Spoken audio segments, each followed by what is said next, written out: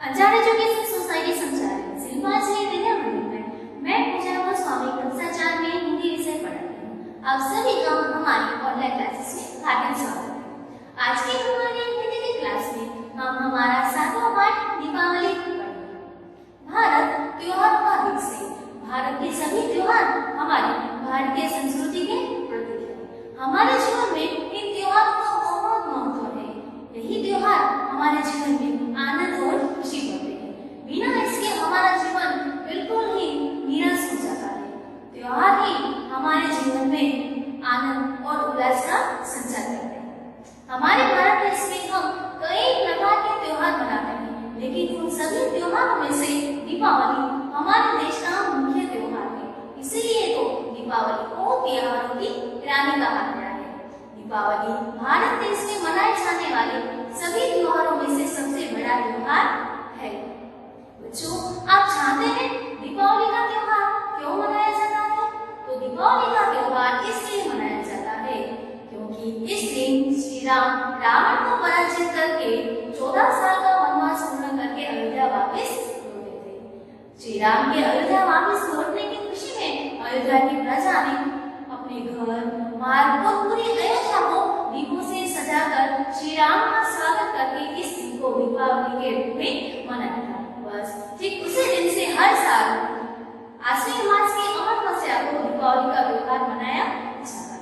बच्चों से लेकर बड़ों तक के सभी लोग इस त्योहार को बहुत ही आनंदपूर्वक मनाते हैं। दीपावली के कुछ दिन पहले ही घर की साफ सफाई की जाती है ताकि इस त्योहार का अच्छे से आनंद ले सके। साथ ही नए कपड़े, गहने और तरह तरह के पकवान बनाए जाते हैं।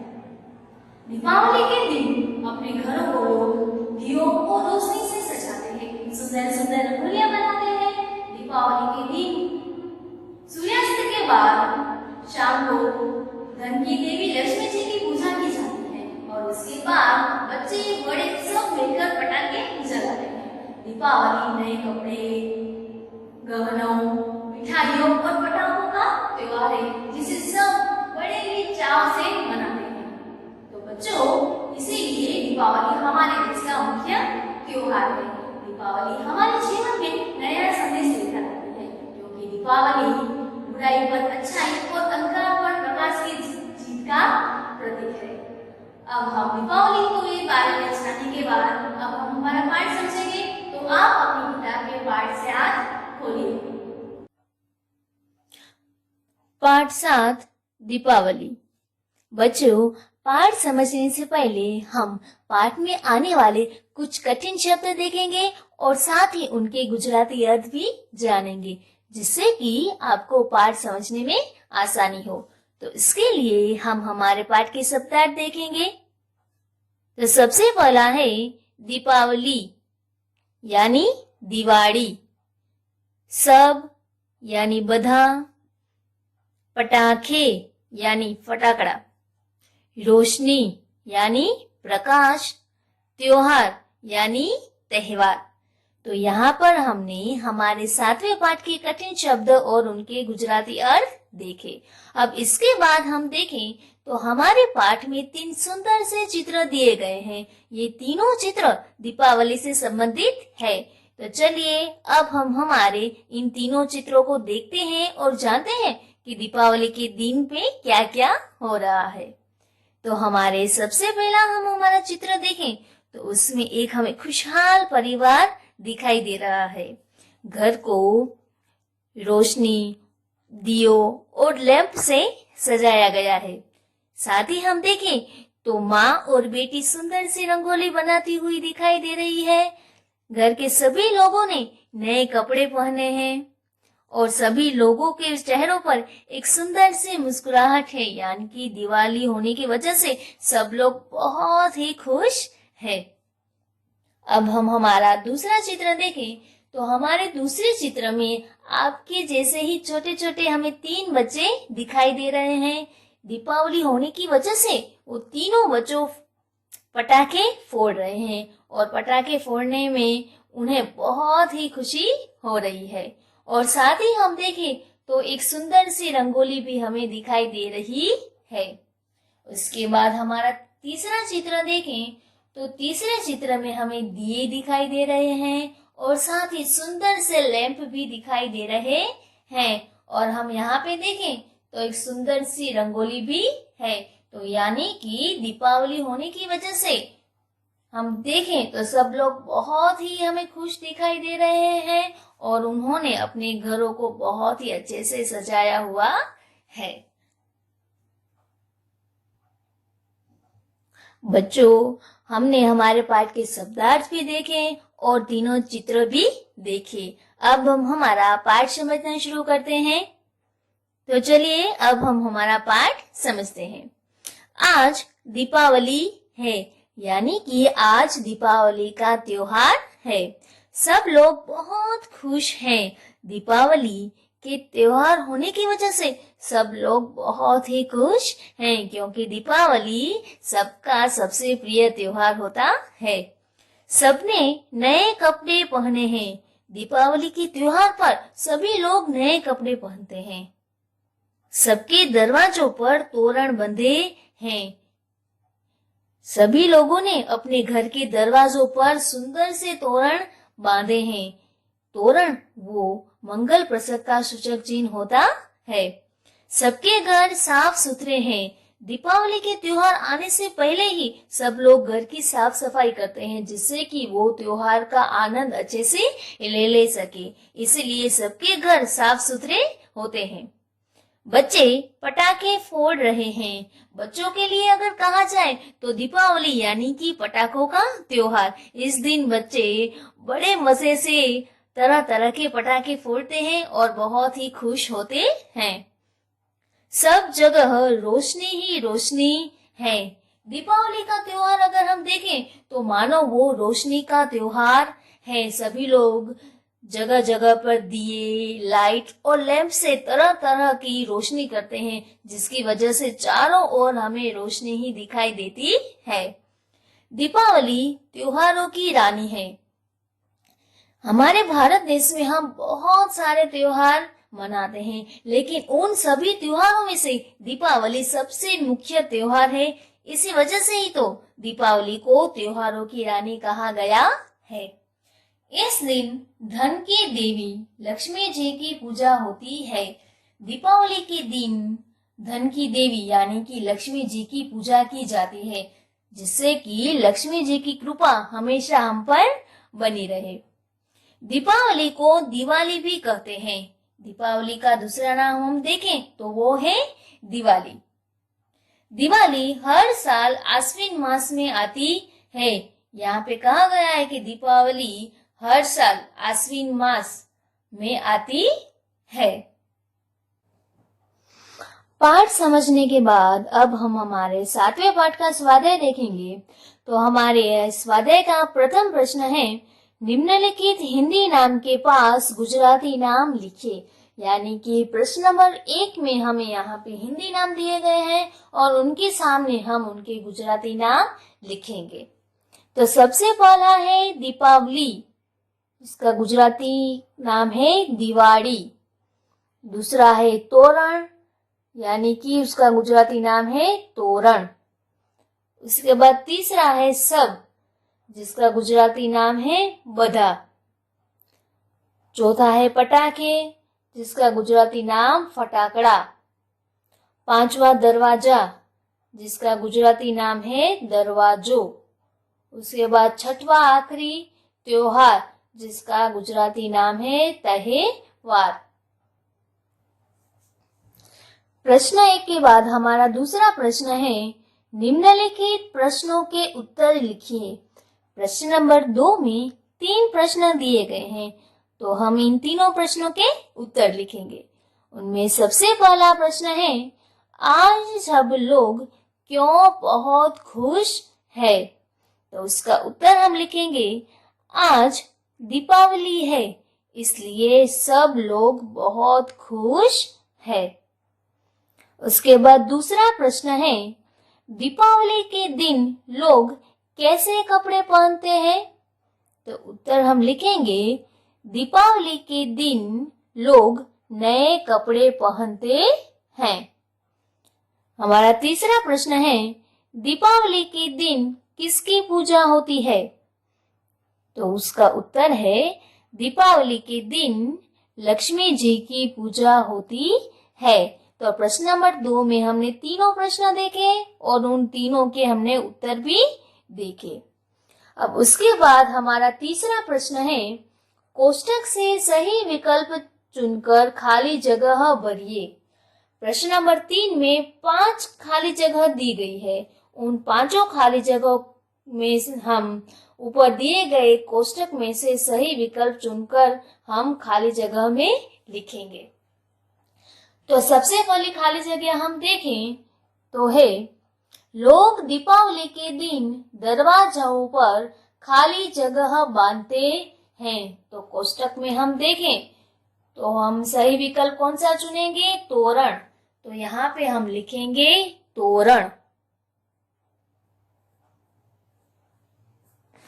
लोग दीपावली के दिन दरवाजों पर तोरण बांधते हैं। उसके बाद दूसरी खाली जगह है, दीपावली पर बच्चे खाली जगह फोड़ते हैं।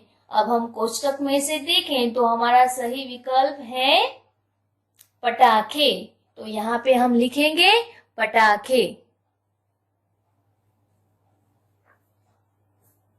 दीपावली पर बच्चे पटाखे फोड़ते हैं। अब हमारी तीसरी खाली जगह है, सब जगह खाली जगह ही खाली जगह है। तो हम हमारे कोष्टक में से चुने तो है रोशनी।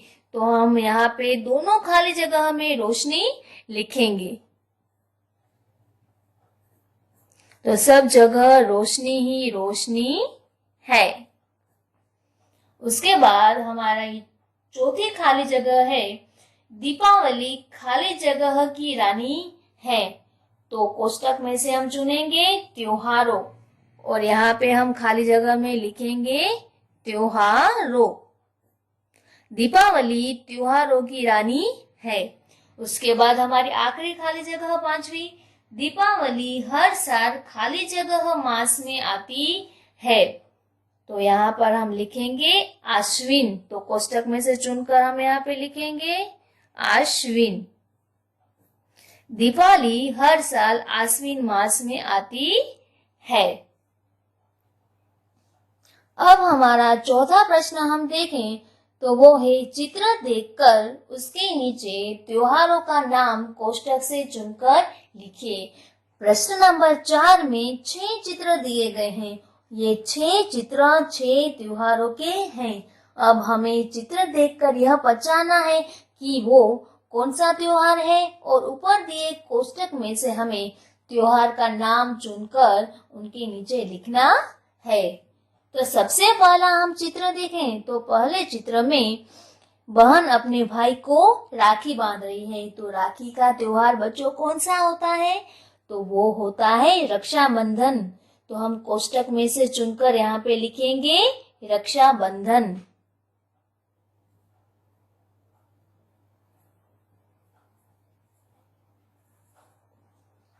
उसके बाद दूसरा चित्र हम देखें तो दूसरे चित्र में बच्चे रंगों से खेल रहे हैं। तो रंगों का त्योहार कौन सा होता है? तो रंगों का त्योहार होता है होली।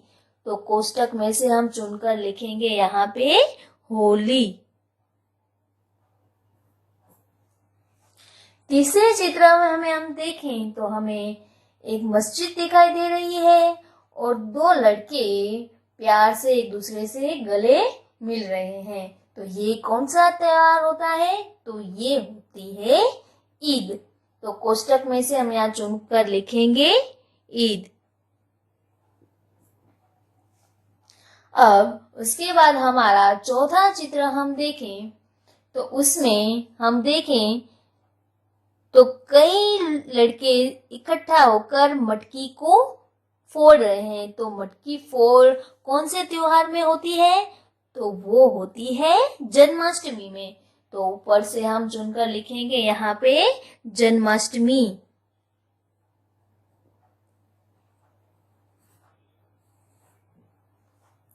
अब हमारा 5वें चित्र में हम देखें तो एक लड़का और एक लड़की डांडिया खेल रहे हैं।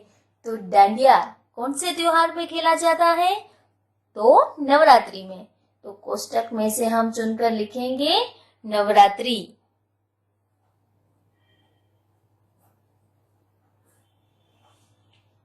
अब सबसे आखिर में हम देखें तो आखिरी चित्र में एक हमें क्रिसमस ट्री दिखाई दे रहा है, साथ में हम देखें तो कई तोहफे और हमें चर्च भी दिखाई दे रही है।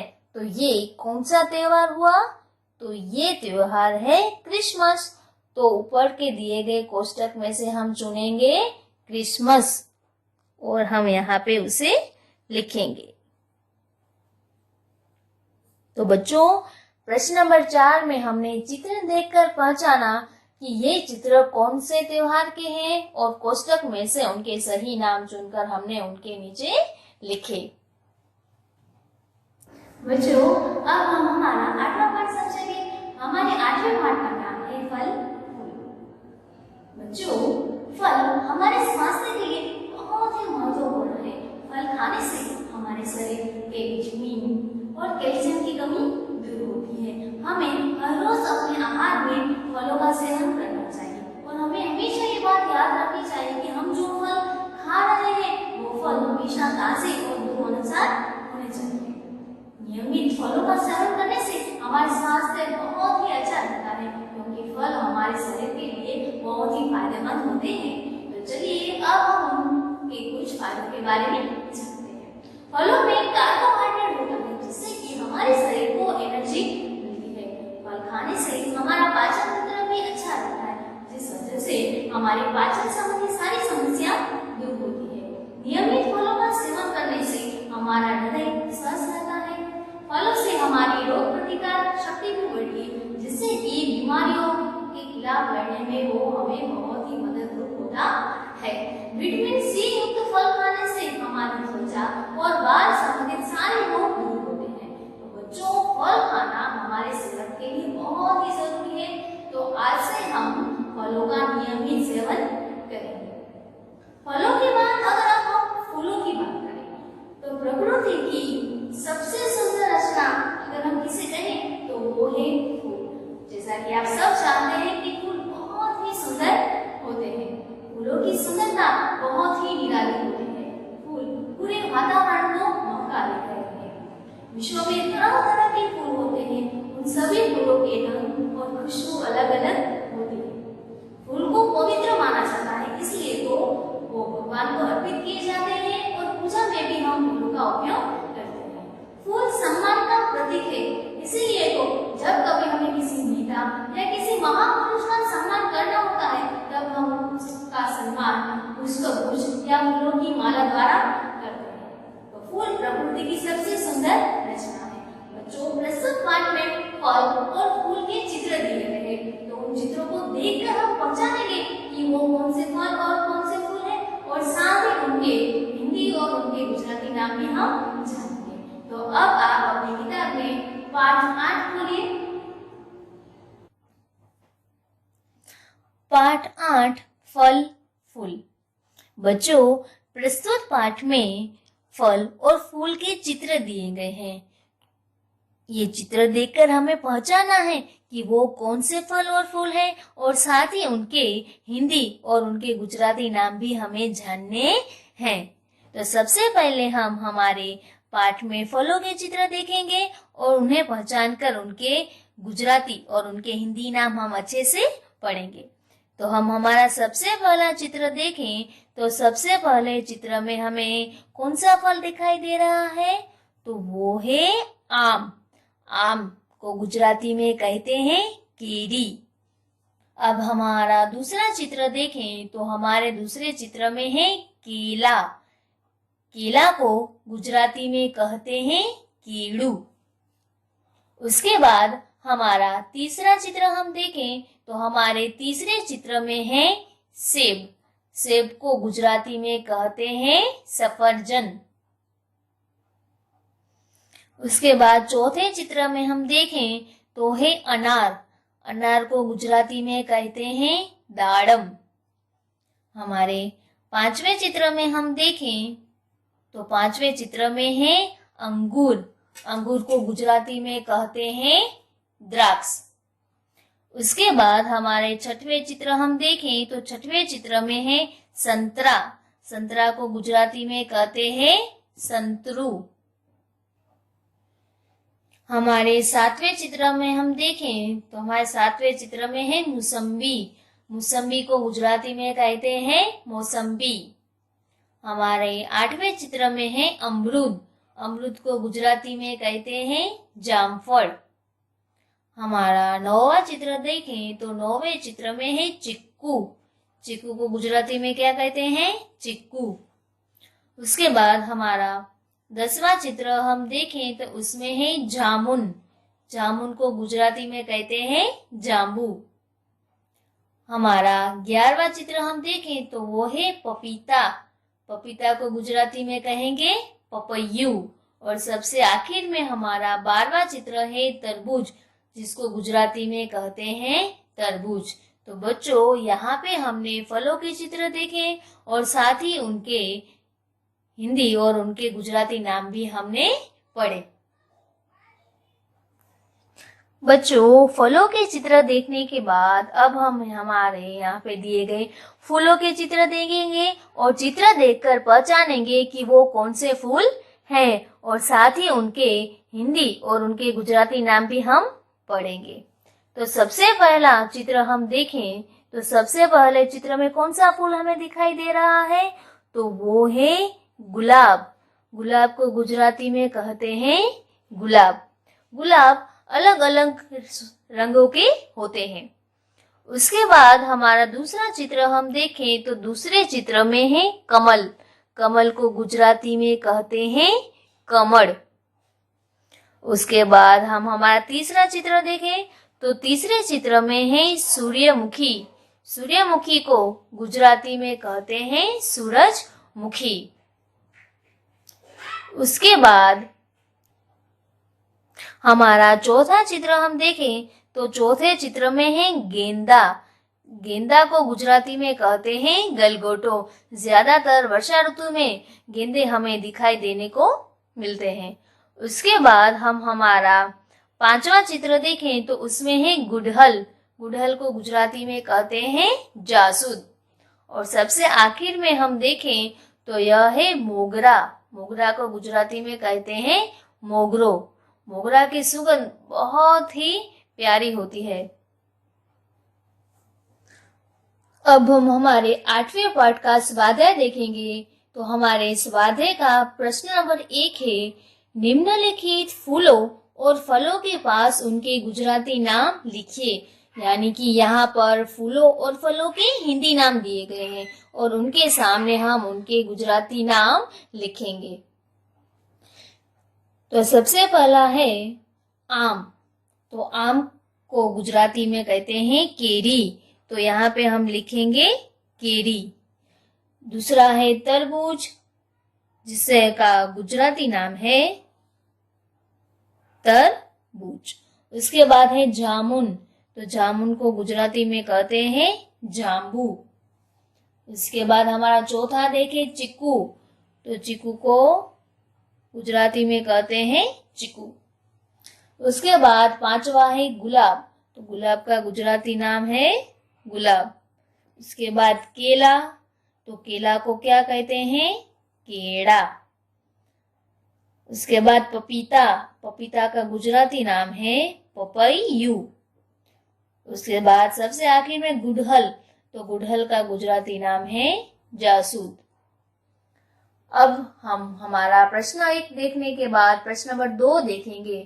तो प्रश्न नंबर 2 है, निम्नलिखित फूलों और फलों के पास उनके हिंदी नाम लिखिए।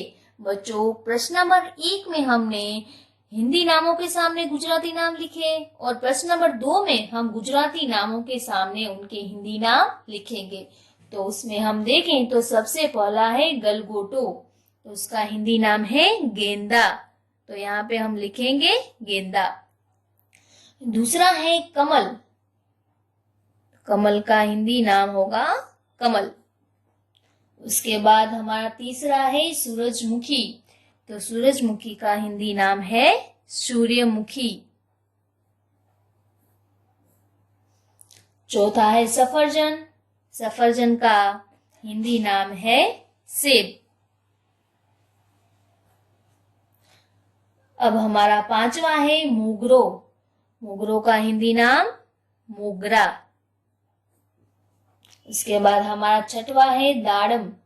दाड़म का हिंदी नाम है अनार। सातवां है जामफल। जामफल का हिंदी नाम है अमरूद। और सबसे आखिर में द्राक्ष। द्राक्ष का हिंदी नाम है अंगूर। तो यहाँ पर हमने स्वाध्याय के प्रश्न नंबर 1 और 2 में फल और फूलों के हिंदी और उनके गुजराती नाम हमने लिखे। प्रश्न 3, प्रत्येक चित्र के पास उसका हिंदी नाम कोष्टक से चुनकर लिखिए। बच्चों, प्रश्न नंबर 3 में यहाँ पर हम देखें तो हमें फल और फूल के चित्र दिए गए हैं। तो ये चित्र देखकर हमें पहचानना है कि वो कौन सा फल और फूल है, और यह पहचानकर हमें ऊपर दिए गए कोष्टक में से उसका हिंदी नाम चुनकर उनके सामने हमें यहाँ पर लिखना है। तो हम हमारा सबसे पहला चित्र देखें तो वो है सेब। तो हम ऊपर के कोष्टक में से चुनकर यहाँ पे लिखेंगे सेब। उसके बाद हमारा दूसरा चित्र है अनार। तो ऊपर से कोष्टक में से हम चुनकर यहाँ पे लिखेंगे अनार। हमारा तीसरा चित्र हम देखें तो हमारा तीसरा चित्र है अंगूर। तो कोष्टक में से हम यहाँ पर चुनकर अच्छे से लिखेंगे अंगूर। उसके बाद चौथा चित्र हम देखें तो वो है सूर्यमुखी का। तो यहाँ पर हम लिखेंगे सूर्यमुखी।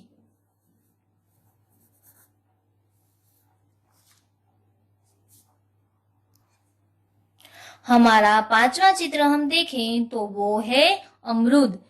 तो यहाँ पर हम लिखेंगे अमरूद। हमारा छठवां चित्र हम देखें तो वो है गुड़हल। तो कोष्टक में से चुनकर हम यहाँ पे लिखेंगे गुड़हल। सातवां चित्र हम देखें तो सातवें चित्र में है आम। तो यहाँ पर हम लिखेंगे आम। और सबसे आखिर में हम देखें तो वो है केला। तो यहाँ पर हम लिखेंगे केला। तो प्रश्न नंबर 3 में यहाँ पर हमने दिए गए चित्रों को देखा और कोष्टक में से उनके हिंदी नाम ढूंढकर हमने उनके सामने अच्छे से लिखे। बच्चों, आशा है आज आपको हमारे दोनों पाठ दीपावली और फल फूल अच्छे से समझ में आ गए होंगे। इन दोनों पाठों से संबंधित वर्कशीट आपको मोबाइल द्वारा भेजे जाएंगे, जिनका आप अपनी हिंदी की किताब में अच्छे से स्वाध्याय